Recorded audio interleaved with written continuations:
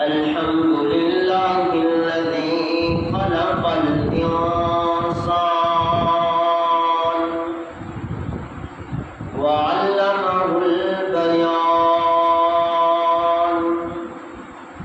والصلاة والسلام على سيد الإنس والجان أما بعد فأعوذ بالله من الشيطان الرجيم بسم الله الرحمن الرحيم ولا تقولوا لمن يقتل في سبيل الله أموات بل أحياء ولكن لا تشعرون وقال النبي صلى الله عليه وسلم إن الله جعل الحق على لسان عمر وقلبه صدق الله العظيم سبحان ربك رب العزة عما يصفون وسلام على المرسلين والحمد لله رب العالمين. بے انتہائی واجب الاحترام قابل قدر محترم بزرگوں، بھائیوں اور دوستوں، نبی اکرم صلی اللہ علیہ وسلم کو رب جلیل نے جو مشن دیا، آپ علیہ السلام نے اس پر ایسی محنت کی کہ آپ نے محنت کر کے ہزاروں میں ہزار ایسے پیدا کیے کہ ہر ایک اپنی مثال آپ ہے، اور میرے پیغمبر کا ہر صحابی ایک تحریک ہے. پھر جس شخصیت کا تذکرہ میں کرنے لگا ہوں، وہ عظیم شخصیت وہ شخصیت ہے کہ اگر کوئی توحید کی بات کرے گا تو اس شخصیت کا تذکرہ کرے گا، اگر کوئی جہاد کی بات کرے گا تو اس شخصیت کا تذکرہ کرے گا، اگر شجاعت و دلیری کی بات کرے گا تو اس شخصیت کا تذکرہ کرے گا، اگر کوئی غیرت کی بات کرے گا، سطوت کی بات کرے گا تو اس شخصیت کا تذکرہ کرے گا. وہ نام نامی اس میں گرامی امیر المؤمنین حضرت سیدنا عمر بن خطاب رضی اللہ تعالی عنہ. حضرت عمر رضی اللہ تعالی عنہ اسلام کی وہ عظیم شخصیت ہے کہ جو زمانہ جاہلیت میں بھی پڑھنا اور لکھنا جانتے تھے، کاتب بھی تھے اور پڑھنا بھی جانتے تھے. اور سیدنا عمر بن خطاب رضی اللہ تعالی عنہ اسلام کی وہ عظیم شخصیت ہے کہ خود فرماتے ہیں کہ مجھ عمر میں اتنا جلال تھا کہ کسی کو یقین نہیں آ سکتا تھا کہ عمر بھی اسلام لائے گا. تو پھر ہمیں یہ بتانا پڑتا ہے کہ اے عمر، اگر تجھ میں اللہ نے اتنا جلال رکھا تھا تو پھر یقیناً میرے پیغمبر پر اتری ہوئی کتاب قرآن مقدس کے اندر وہ اثر موجود تھا کہ اس نے پتھر دل کو بھی موم بنا کے رکھ دیا. اور حضرت عمر رضی اللہ تعالی عنہ کہ اسلام لانے کا واقعہ مسند احمد کے اندر امام احمد ابن حنبل رحمۃ اللہ علیہ نے نقل کیا ہے. اور بھی اسلام لانے کے بہت سارے واقعات ہیں، لیکن حقیقی واقعہ امام احمد ابن حنبل کی کتاب میں موجود ہے. تو حضرت عمر رضی اللہ تعالیٰ نے فرماتے ہیں کہ میں گھر سے نکلا نبی کریم علیہ السلام کو چھیڑنے تک کرنے پتھر مارنے کے لیے. میں نے دیکھا کہ نبی کریم علیہ السلام تشریف لے کر جا رہے ہیں، تو میں بھی آپ کے پیچھے پیچھے چلتا رہا. آپ حرم میں داخل ہوتے ہیں، حرم میں داخل ہو کر آپ نے قرآن کی تلاوت شروع فرمائی. نبی کریم علیہ السلام نے سورۃ الحاقہ کا آغاز کیا. رب کا قرآن اعلان کرتا ہے کہ میرے پیغمبر کی زبان پر حضرت عمر فرماتے جو الفاظ تھے وہ تھے اعوذ باللہ من الشیطان الرجیم بسم اللہ الرحمن الرحیم الحاقۃ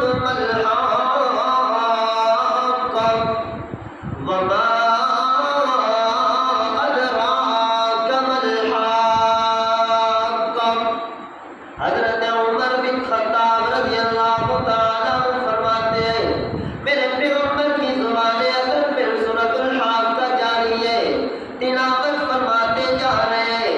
حضرت عمر رضی اللہ تعالیٰ عنہ فرماتے ہیں میں قرآن کے نزل سے اسلوب سے قرآن کی تاثیر سے قرآن کے اعجاز علمی اور اعجاز بلاغی سے اتنا متاثر ہوا میں سن کر سمجھنے لگا کہ مکہ والے ٹھیک کہتے ہیں یہ تو شاعر ہے یہ واقعتاً شاعری لگتی ہے.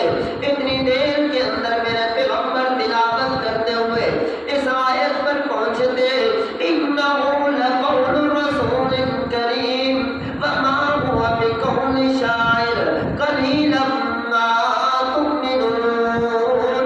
یہ تو شاعر کا قول نہیں ہے رب العالمین کی طرف سے بھیجا ہوا کلام ہے. حضرت عمر فرماتے ہیں میں نے سمجھا کہ یہ تو کاہن لگتے ہیں اگر شاعر نہیں ہے کہ اس لیے کہ میرے دل کی سوچی بات کو جان چکے. اتنی دیر کے اندر میرے پاک پیغمبر اس آیت پر پہنچتے ہیں وَلَا بِقَوْلِ كَاهِنٍ قَلِيلًا مَا تَذَكَّرُونَ تَنزِيلٌ مِّن رَّبِّ الْعَالَمِينَ. یہ تو کاہن کا بھی قول نہیں ہے. اس وقت حضرت عمر رضی اللہ تعالیٰ عنہ فرماتے ہیں میرے پیغمبر کی زبان اطہر پہ قرآن جاری ہے قرآن ختم ہو سورت ختم ہوتی گئی. حضرت عمر فرماتے ہیں فَوَقَعَ الْإِيمَانُ فِي قَلْبِهِ كُلَّ مَوْقِعٍ. ایمان میرے دل میں جڑے کر چکا تھا ایمان میرے دل میں مضبوط ہو چکا تھا.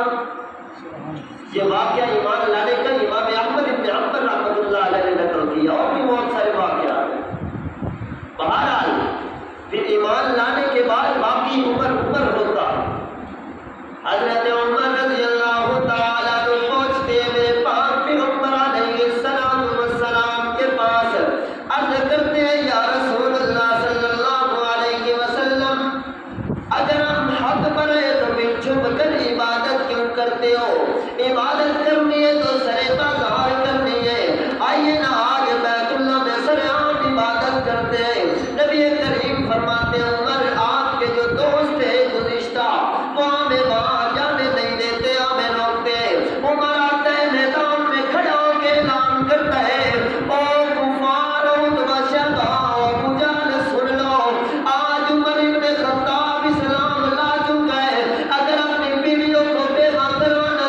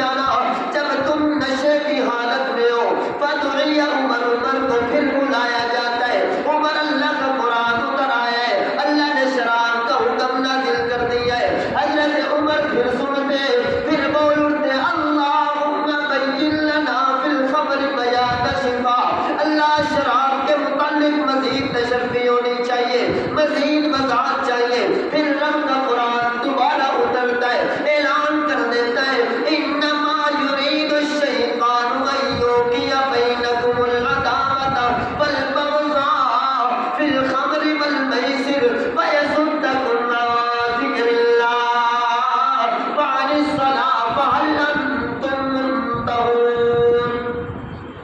یہ حضرت عمر نے تشفی اللہ سے بار بار مانگی تو اللہ نے شراب کے متعلق آ کے حکم فرما دیا فہل انتم منتہون کہ اب باز آ جاؤ. مکمل طور پر حکم آیا کہ اب باز آ جاؤ. حضرت عمر کو پھر بلایا گیا، فقریت علیہ الآیات، آیات پیش کی.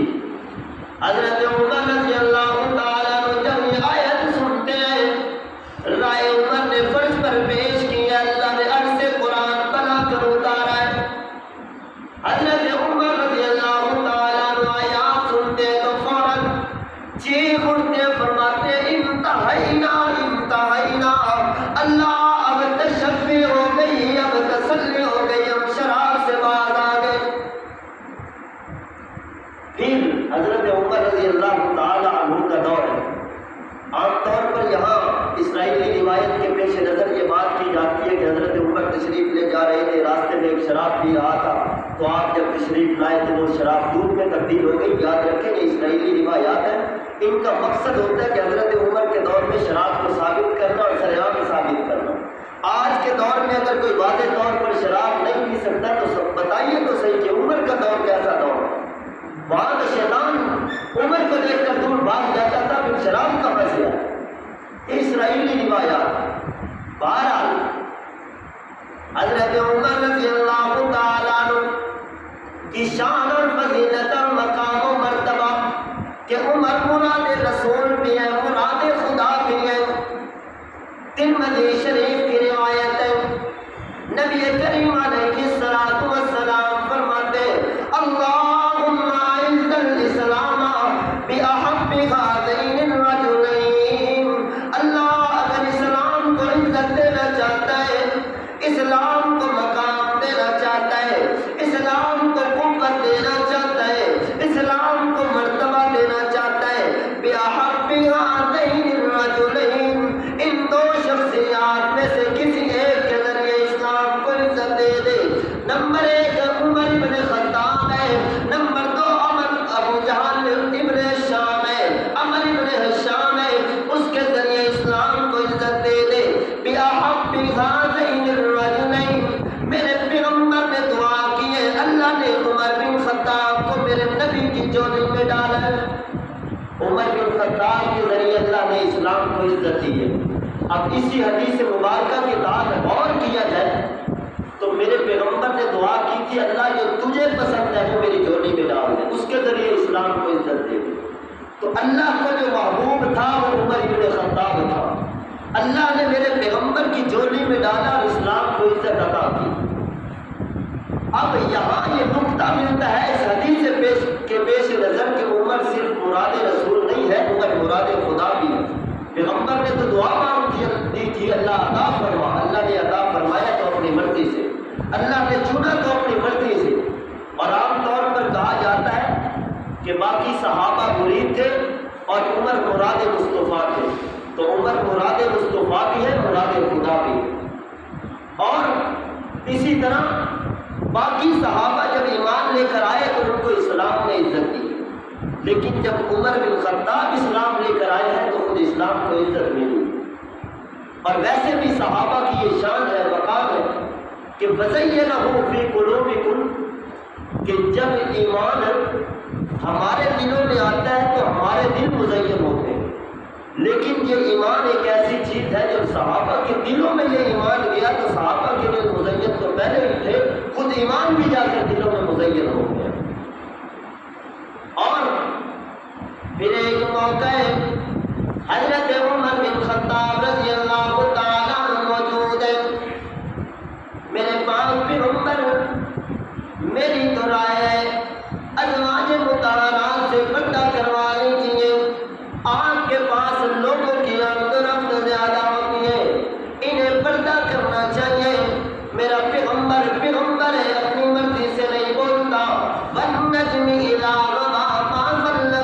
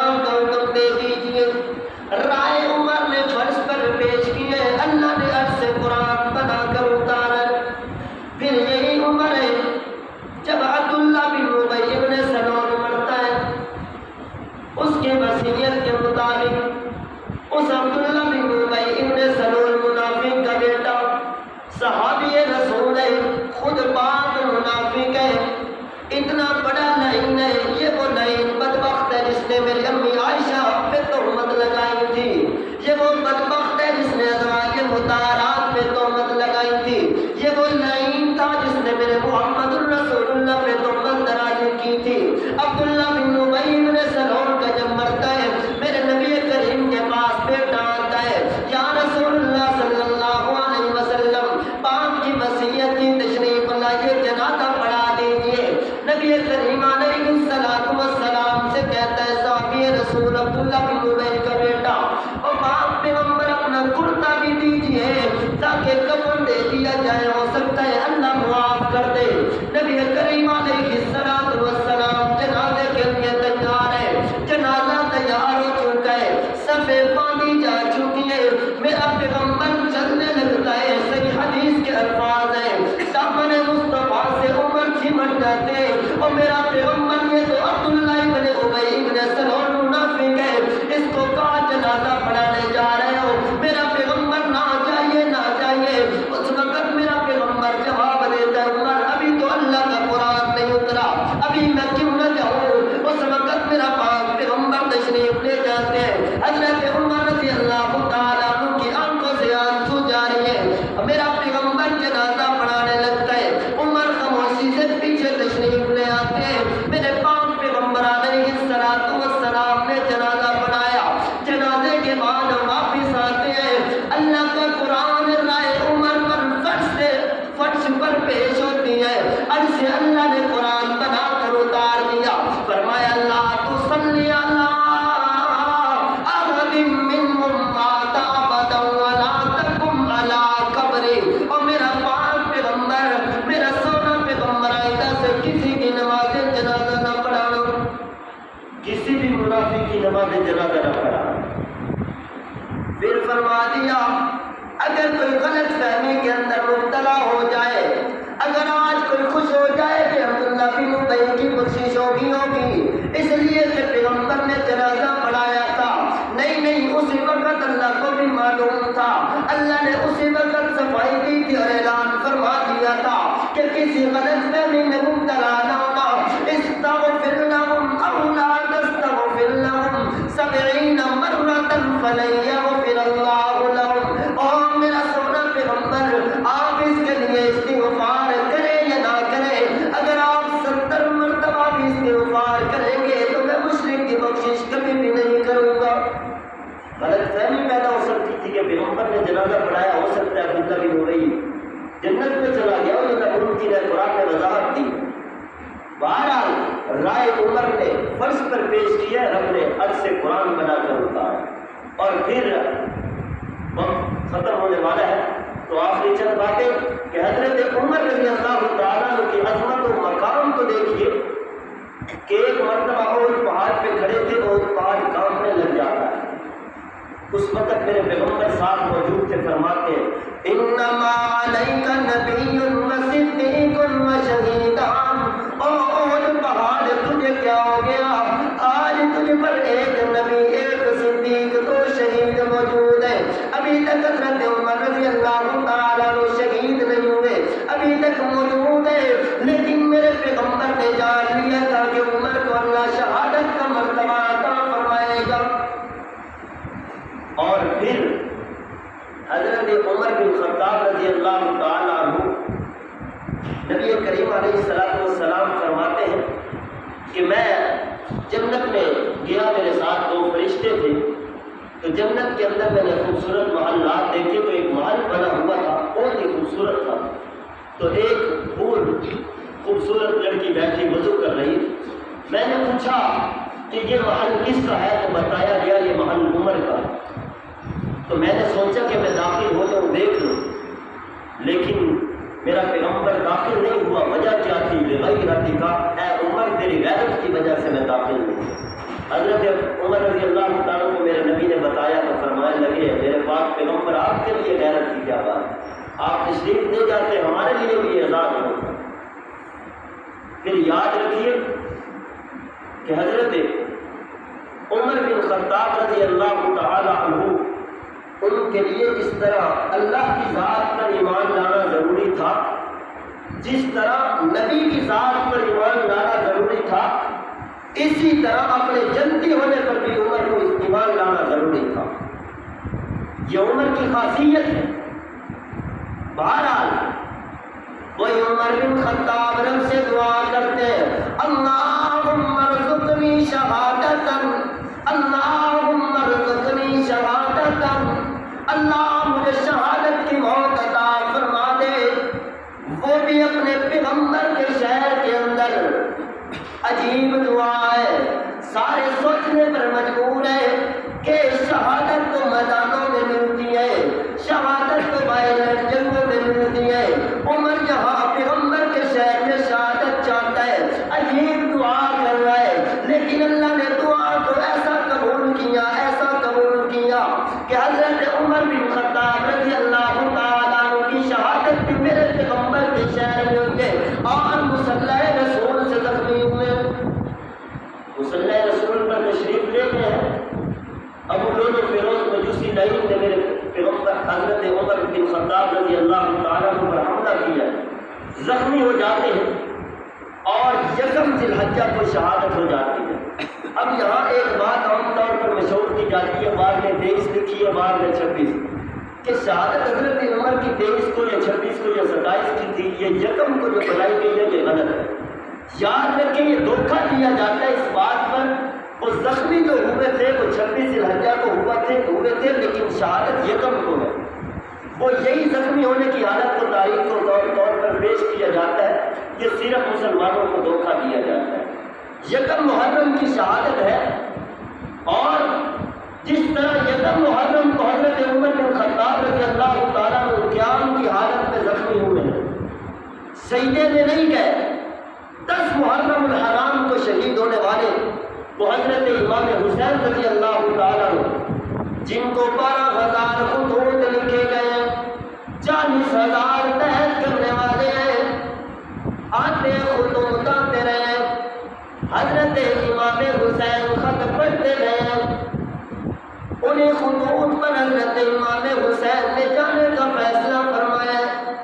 میں مذاق میں نہیں کہنا چاہتا، حضرت عبداللہ بن عمر رضی اللہ تعالیٰ عنہ سامنے آتے ہیں، حضرت امام حسین رضی اللہ تعالیٰ عنہ سے معانقہ کرتے ہیں، فرمانے لگتے ہیں حسین نہ جائیے، کیوں ان اہل العراق قوم مناکیر، یہ عراق والے بڑے منکر قسم کے لوگ ہیں، قتلوا اباکا، انہوں نے آپ کے باپا علی کو بھی شہید کیا تھا، قتلوا اخاکا، انہوں نے آپ کے بھائی حضرت حسن کو بھی شہید کیا تھا، یہ بڑے منکر قسم کے لوگ ہیں، نہ جائیے۔ باہر حضرت امام حسین رضی اللہ تعالیٰ عنہ اپنے اہل خانہ کے ساتھ چلتے ہیں، کربلا کی طرف روانہ ہوتے ہیں۔ اس وقت حضرت عبداللہ بن عمر معانقہ کرتے ہوئے فرماتے ہیں، استودعک اللہ من کثیر، استودعک اللہ من کثیر، اور میرے پیارے امام حسین آج میں آپ کو قتل گاہ کی طرف روانہ کر رہا ہوں۔ حضرت عبداللہ بن عمر اس وقت فرما رہے تھے، باہر حضرت امام حسین رضی اللہ تعالیٰ عنہ تشریف لے جاتے ہیں، 10 محرم کو آپ کی شہادت ہو جاتی ہے، سجدہ سر سجدے کے اندر ہے اور آپ کی شہادت ہو رہی ہے، تو حضرت امام حسین نے یکم محرم الحرام حضرت عمر سے سبق سیکھا، 10 محرم الحرام کو خود شہید ہوئے، قیام کی حالت میں عمر بن خطاب شہید ہوئے ہیں، تو حسین نے بتایا ہے کہ اے عمر بن خطاب، اگر تجھے سجدہ نہیں کرنے دیا گیا تو میں آج حسین نے میری جگہ پر سجدہ کیا۔ اور حضرت امام حسین رضی اللہ تعالیٰ عنہ کے والد گرامی حضرت علی المرتضیٰ رضی اللہ تعالیٰ عنہ کو شہید کرنے والا بھی وہ لعین، وہ لعنتی ابن ملجم ہے جس پر آپ نے پوری زندگی احسانات کیے۔ بہرحال حضرت علی المرتضیٰ رضی اللہ تعالیٰ عنہ کو جب زخمی کرتا ہے، نماز کی حالت میں ہے، ابن ملجم لعین حضرت علی المرتضیٰ پہ وار کرتا ہے، زخمی ہو جاتے ہیں، ہوش آتا ہے تو پوچھتے ہیں کہ مجھے وار کرنے والا کون ہے؟ بتایا جاتا ہے کہ ابن ملجم ہے۔ حضرت علی فرماتے ہیں انہیں اس کو بلائیے، جب ابن ملجم آتا ہے حضرت علی المرتضیٰ پوچھتے ہیں اور مجھے بتا تو صحیح ابن ملجم کون سی غلطی میں نے کی ہے جس کی سزا دی ہے؟ میں نے تیرے اوپر فلاں احسان کیا، فلاں احسان کیا، یہ احسان کیا، وہ احسان کیا، آج تو نے مجھے اس احسان کا بدلہ یہ دیا ہے۔ اس وقت حضرت علی المرتضیٰ رضی اللہ تعالیٰ عنہ ابن ملجم کو ڈانٹ ڈپٹ کر رہے ہیں، اس سے سوال جواب کر رہے ہیں۔ اسی لیے تو شیخ سعدی شیرازی نے کہا تھا اور سعدیہ شیرازیہ بندے مدے کمزاد رہا، اور سعدیہ شیرازیہ بندے مدے کمزاد رہا، کمزاد چوہا کن شمد گردن زرد استاد رہا۔ اور سعدی شیرازی کبھی بد نسل مرزاد پر احسان نہ کرنا، اس لیے کہ بد نسل مرزاد جب احسان حاصل کر لیتا ہے تو استاد کی گردن اڑا دیتا ہے۔ حضرت علی المرتضیٰ نے پوری زندگی اس پر احسانات کیے، بالآخر وہی سر قلم کرنے آیا۔ اور پھر اپنی کا شاعر کہتا ہے اعلم الرمایت کل یوم، اعلم الرمایت کل یوم فلما اشتد صاعده رمانی۔ او میں جسے ہر دن بازو سیدھا کرنا سکھاتا رہا، جسے میں روزانہ بازو سیدھا کرنا سکھاتا رہا، ہنر سکھاتا رہا، جب وہ بازو سیدھا کرنا سیکھ گیا تو پہلا وار کرتا ہے تو میری ذات پر کرتا ہے۔ وَإِخْوَانٍ حَسِبْتُمْ دُرُوعًا فَكَانُوهَا وَلَٰكِن لِلَّهِ۔ کتنے میرے بھائی ایسے تھے جنہیں میں اپنے لیے تیر سمجھتا تھا، وہ تیر تو تھے، وہ زیرہ تو تھے، لیکن دشمن کی زیرہ بن گئے۔ یہ حضرت علی المرتضیٰ رضی اللہ تعالیٰ عنہ کا شہید کرنے والا وہ نہیں ابن ملجم ہے کہ آپ نے اس پر پوری زندگی احسانات کیے۔ اور پھر شہادت کا وقت قریب ہے، فرماتے ہیں حضرت امام حسن اور حسین سے کہ اگر میں دنیا سے چلا جاؤں تو اس کو میرے پیچھے روانہ کر دینا، قیامت کے دن خدا کے دربار میں فیصلہ کروں گا، اگر بچ گیا تو اس کا بدلہ میں خود لوں گا، اس کا فیصلہ میں خود کروں گا۔ حضرت علی المرتضیٰ کی بھی شہادت اسی طرح ہو جاتی۔ بہرحال تمام کی شہادت میں نے جن کا تذکرہ کیا ہے نماز کی حالت میں، عام محرم الحرام کا مہینہ بھی یہ ترغیب دیتا ہے اور شہادت کا مقصد بھی ترغیب دیتا ہے کہ نماز نہیں چھوڑنی، نماز کسی حالت میں معاف نہیں۔ بہرحال اللہ تعالیٰ ہمیں شان صحابہ، شان اہل بیت کو سمجھنے کی توفیق عطا فرمائے، عظمت صحابہ و اہل بیت کو سمجھنے کی توفیق عطا فرمائے۔ آخر دعوانا الحمد